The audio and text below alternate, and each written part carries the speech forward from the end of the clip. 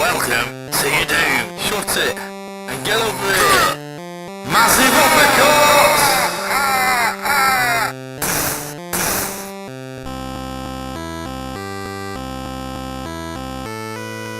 Hello and welcome to another edition of the JabJab Show. Okay, today I'm talking about Toxic Avenger 2. It's the review. I've got my t-shirt, I've got my mop. Now you're thinking because it's a sequel I should have two mops, but that'd be mad. I've only got the mop, this is the mop. I went down London and everything.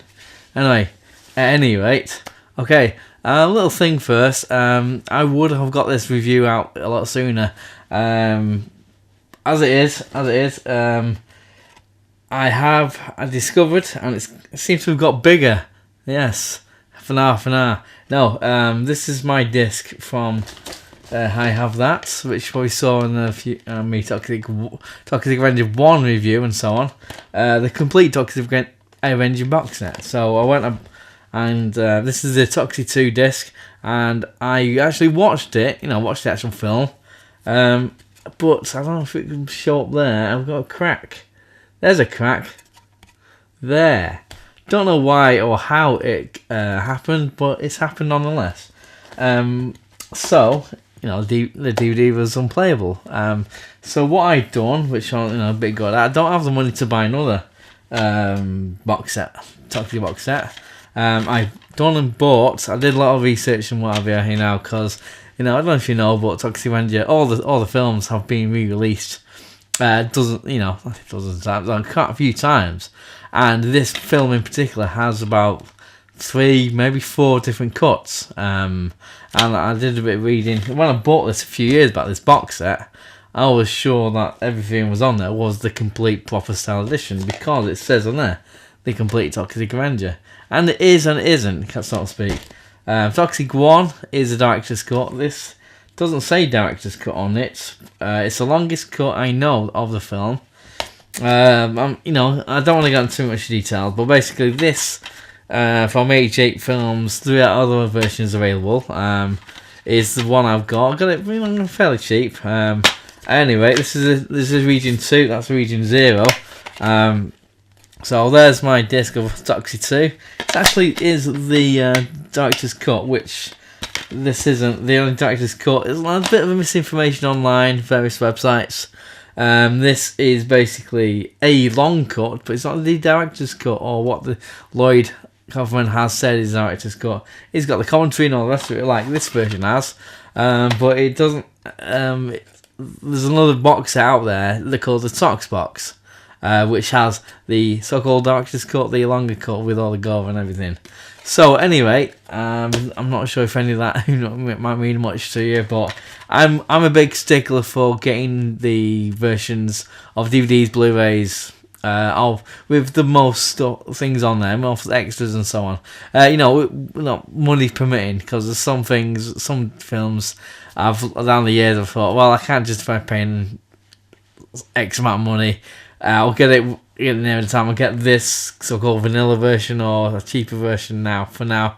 But in my head, I'm thinking, yeah, one day I will pay the extra cash to get the better version out there. But so this is like the one I got the commentary from.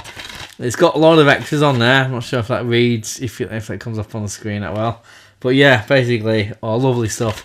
So this is, yeah, I got the commentary from this, and I was thinking it's the same commentary because Lloyd does mention, this is the Tox Box edition and all that. So if you have the Tox Box edition, it's the same commentary as this. Anyway, Toxic Avenger Part 2 came out in 1989, again directed by Lloyd Kaufman and Michael Hurst. And it begins with a voiceover from Melvin Junko. Yeah, he's Melvin Junko now. He was Melvin Third in the first film, and when I watched the musical a while back, he was Melvin Third back then. But anyway, it's called Melvin Junko on this one. I think Lloyd Kaufman, he wanted to change the name because to appease the Japanese audience. I'm not sure how true is that, because a lot of things Lloyd says, he's a bit sketchy with some of the facts and all the rest of it. But I'll get on the commentaries and whatever, but I will get onto that later on. So basically, Melvin Junko is talking about you know, how he, you know, he did a brief recap of the events of the first film, how he became Toxic Avenger, and what, you know, the various plot points, story points, and whatever from the first film, just to get you up to speed. Take a breath now. And then he establishes Claire, which is Sarah from the first film. At the time, you know, up until fairly recently, I didn't know. Is it the same? Is it the same person? Does Toxic just have a little fixation with blonde blind girls? Because, you know, she's called Sarah in the first film, and now she's called Claire in the second one.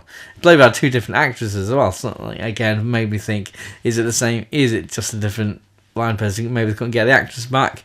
I'm not too sure, but apparently, according to Lloyd on the commentary, he is supposed to be the same character. He doesn't know why she's called Sarah and now she's called Claire. But anyway, that's what he's doing. So it establishes her in this voiceover and, you know, a bit of recap and whatever. And, you know, he's now, Tromaville is now a playful place. He's peaceful place. He's beating up all the bad guys in prison or, you know, wherever. So everyone's all, you know, happy, and he's now a concierge at a blind institute, you know, that kind of place, and with Claire. All is well and all the rest of it, so everything's happy. But not for long, because the story opens up after this. There's a black, you know, a car pulls up outside with Apocalypse Incorporated. There's their logo on there, and I'll know more of them later. They're basically the bad guys of the film. They pull up outside the blind institute, and they basically blow it up, and, you know, Toxic, and, you know, everyone's assumed he was in there, you know, was like perished, and so they start, like, you know, building, you know, knocking certain signs outside of things with Apocalypse Incorporated and whatever, because they're evil bastards. But don't panic, stop panicking, because Toxic comes out. He was in the thing. He jumps out of the blind institute and he lays waste to them. You know, there's a big fight scene basically, sequence, and this is very good. I love this sequence, especially because, like I say, director's cut, more gore and everything. There's a lot of great things going on in this film. You know, it's very true to how Troma have set in place from the first Toxic Avenger film.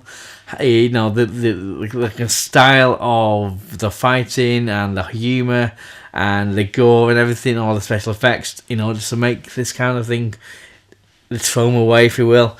You know, there's a lot to go on. This is a great sequence.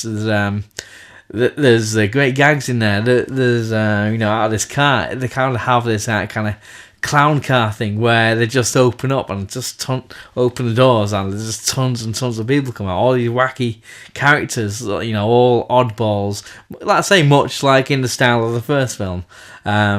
So he's just fighting this procession of people that's coming out of this car, with the chairman, you know, who and his henchwoman, who are looking on just from the car, just so these people can, you know, join in. And there's lots of gags in there. There's like a baseball, you know, I don't want to spoil it for you because I really do recommend watching this film.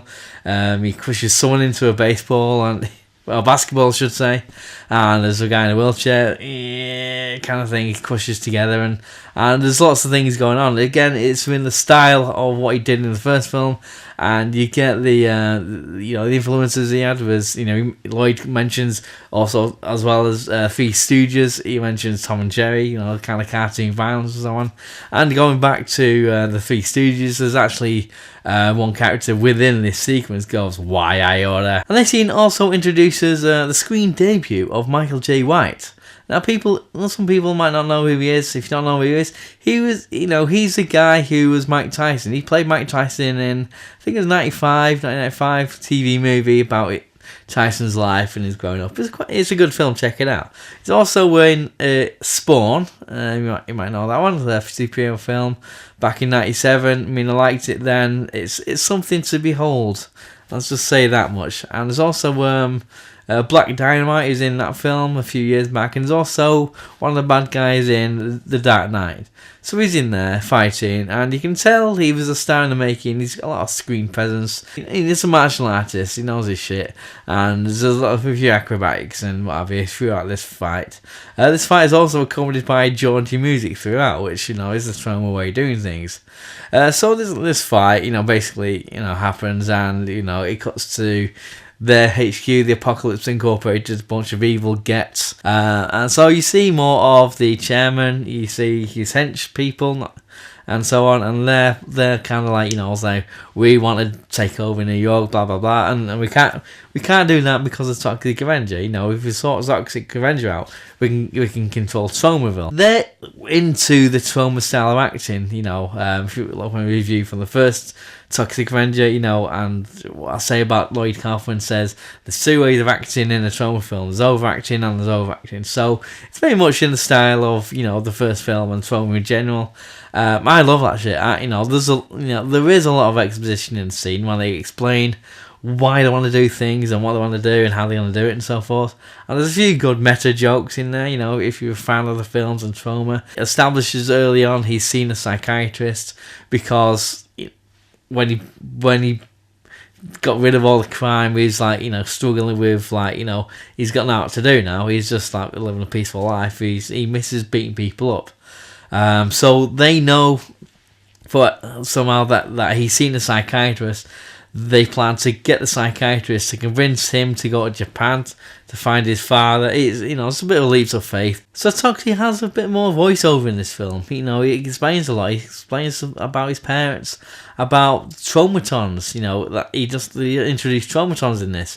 Basically, traumatons are this thing that this kind of stuff that he was infused with when he became the Toxic Avenger, from the first film. It makes him do good and fight evil and so on.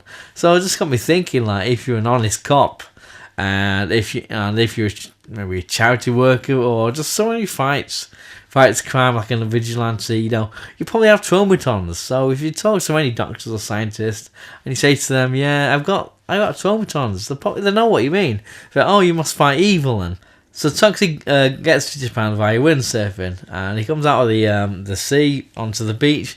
It's shot very much like say a Godzilla, how Godzilla would do it. So with the music and the people on the beach screaming while they run away, because he's a hideously deformed character of superhuman size and strength. So he's gonna have this effect on people, or so you'd think, because there's quite a lot of scenes of him walking around looking for his dad and whatever, and some people are scared of him, some are not. And some of these story points don't make sense in this Japan sequence in this part of the film. And there's a few other bits later on which we'll go on about in the actual whole film that doesn't sit quite right. I don't know. This seems a little strange, criticising a Troma film for this, but it just made me think watching it now, fairly recently, that that doesn't quite make sense. How certain character recognises Melvin, as obviously as Toxic Avenger, and how this person knows about traumatons, and he's got this anti-traumaton kind of chemical, all the rest of it knows all about that kind of thing. It doesn't quite explain enough of why it's a sort of thing. But having said that, Troma themselves, on the commentary, Lloyd says they were very respectful of the Japanese customs and what have you when they went there. The story is they went to the film because they went to Japan. The reason they went to Japan in this film is Lloyd was saying that the Japanese loved this film. It did so well. It's Toxic Avenger Part 1. The first film, it did so well, they loved it, and I guess he did some deals with a few, with whoever, and said, yeah, we're going to shoot, have part of the film in Japan. Now, he contrasts their Troma's behaviour, if you will, conduct with Japan, there's a film called Black Rain that came out in 1989, directed by Ridley Scott. I do have an external VHS, so I might review it one day. I quite like the film. But he was saying the cast and crew for that film were quite disrespectful in that they were eating American food, and they were being dicks to the Japanese cast, crew. I don't know if any, if that's true, not very true, whatever. That's what he was saying. Also, Toxie, he learns sumo, and they portray that pretty well. I'm not a sumo connoisseur or anything, but just with Lloyd talking on the commentary about sumo, how they portray it, and obviously it's a big deal in Japan and so on. So this happens. Just some good scenes of sumo, and Melvin defeats a certain character, and this certain character gets chopped up nicely in a fish market. You gotta watch it; it's very good. The thing is, the director's cut, which like I say, I've had, it's quite gory, and there's some effective scenes in there. So basically, the whole Japan sequence has happened, and he comes back to Tomerville to find out. Basically, Apocalypse Incorporated have been, doing their thing, it's all wrong and stuff. He goes back to his little caravan, and he helps Claire get rid of a lot of, the goons from Apocalypse Incorporated, and he realizes, oh shit, it's all gone to shit. So then the montage happens, Toxie, making things right, and, he then has to, defeat this guy called the Black Rider, which has absolutely nothing to do with the story. There's no reference to him before or after what happens in the film, and this was one of them things that you don't really sit right. It don't make sense, to suddenly have this character, and Toxie has to defeat him. He's on a motorbike, he's dressed in black. He's just, I don't know where he's going and so on, but he's basically going that way, say, and Toxie chases him. He's in a taxi with an elderly couple, for some reason, and then he finds a hovercraft and chases him further. This is a bit weird. So, Toxic Avenger Part II is my least favourite of the Toxic Avenger films, and basically I feel it's because of certain, like I said before, some of the plot elements don't quite sit right. It's not organic to the actual story. That sounds weird talking about the story for a Toma film, but it just makes my head scratch. Some of the logic, some of the leaps of faith that I used in order to move the story forward. I'm guessing it's because of the abundance of voiceover, and the fact they had so much footage, from the first cut. The first cut of this film was either 4 hours long or 6 hours long, depending who's, on various reports. So basically, they made two films out of what they made for one film. So you got Toxie 2, Toxie 3, and also the Japan sequences. While there's some good stuff in there, there's some certain fight sequences, and the outlandish characters, some of them, and some of the there's a lot of just fist fights, and there's not very trauma-like fist fights. It's just because of that. It's always been my least favourite one. I mean, Phoebe Legere, who plays Claire in this film, I find her better than the actress playing Sarah from the first film. Even though they're supposed to be obviously the same character, as I mentioned before, she does play it quite differently. I feel she's more talented. She plays the accordion, she sings, she dances, she does this and that. She gets more into the spirit of the Toma way of doing things, and it's good to watch. She's easy on the eye as well. But according to Lloyd on the commentary, she didn't much like Lloyd after the fact of the film. I don't think she minded him during the film. But basically, there's Toxic Crusaders, the cartoon show that came on. I'm not sure when it was aired. I don't think it was ever aired in the UK. Someone might be able to correct me on that.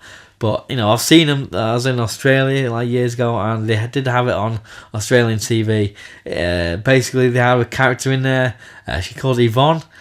She's an accordion player, and she's a bit ditzy and a bit of this and that. According to Lloyd, Phoebe was a bit kind of miffed with this because she felt she's cheapening her portrayal of Claire in the second and the third film, and she she wasn't asked permission. Now I don't know about all the whys and wherefores, but I just felt a bit daft, really. Also, for you trauma fans out there, this film also has a debut of Sergeant Kabuki Man and Fishman. Fishman, according to Lloyd, evolves into Dolphin Man. You see in Toxic Avenger 4, Citizen Toxie, but probably getting a bit ahead of himself there. Also, there's a little tidbit saying the sound, when they're recording the sound, the audio, the dialogue, everything in Japan, in the exterior scenes, it was awful. Lloyd was saying, you just couldn't hear anything. So the dubbing that you hear, of a lot of the characters were actually done by Lloyd Kaufman and Michael Hurst themselves. And according to Lloyd as well, Toxic Avenger, because it's a big deal, it's such a big success in Japan. And the translation, according to Lloyd, of Toxic Avenger is Akuma Doku Doku Monster, which is Crazy Devil Monster. So a bit of fun fact for you there. In a nutshell, yeah, it's not my favourite one. There's a lot of stuff to be had in there. There is good effective editing there. There's a scene with a horse, which there's a bit of controversy there. The Humane Society got involved with it. I'm not going to spoil it for you. They don't kill a real horse. They don't kill a horse in this film. But that was one of the more controversial sequences. I think that the sequence was edited quite well, quite effectively. I know in my heart of hearts they're not gonna kill horses. Anyway, so yeah, there's a lot to like in that film. It's just one of the least favourites of the film. But anyway, that's my opinion of the film. Have you seen it? What's your opinion? And yours and everyone else's? So just let me know. Like, subscribe, comment down below. Again, I'm not talking about read it, I'm talking about the comment section. So yeah, and tell your friends and everything. In the words of the new Cyrus, send the word. 9, 8, 7, 6, 5, 4, 3,